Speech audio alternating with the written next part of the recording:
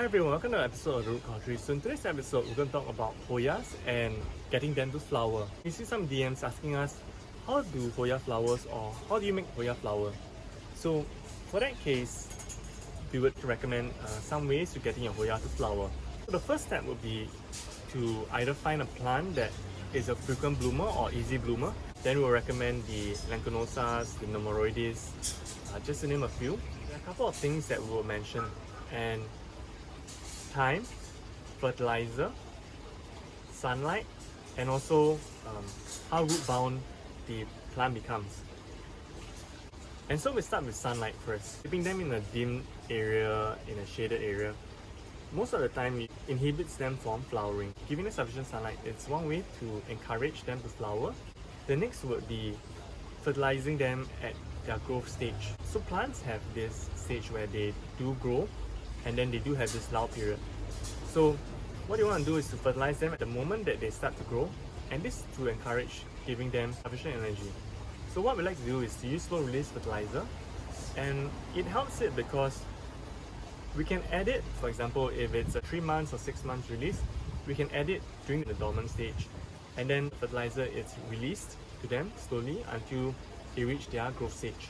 So you can time that, and then it would encourage the plant to also flower. The next step would then be a root bound pot.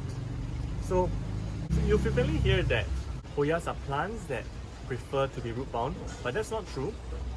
Plants don't like to be root bound, and if you notice Hoyas in nature, they're not constricted or combined into a specific location. You can see their roots spreading out even on trees, on branches. Although it may look like a huge bunch, but they have always an avenue to grow.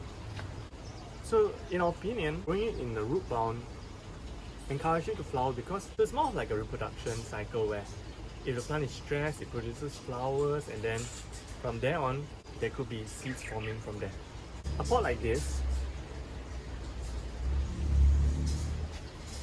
you can see the roots are forming, but this is not exactly root bound because we do report them from time to time. So this is in the pot for about a year now, and you can see that the roots are already spilling out a little bit from the side. So there is some truth in that Hoyas need to be root bound, or Hoyas like to be root bound, in the sense that if you root bound a Hoya, the chances of it flowering is much higher. But in all honesty, if you want to keep plants and you want them to thrive better, we would then recommend to at least change your plant pot as and when it's too full or it has already outgrown the pot. So this Hoya took a year to flower from the time we first got it, and it was just a single stalk. So patience is key when you want to flower a Hoya. That is the most important thing, because even having good amount of sunlight, fertilizing at the right moment, a pot that is slightly root bound, you need the most important thing, which is patience. We had two plants that we waited for almost 6 years for it to bloom when it first came to us, and that would be the Calistophilia and the Pilsonii. So do share with us, what are your go-to methods for trying to make a Hoya flower? We'd love to hear about it.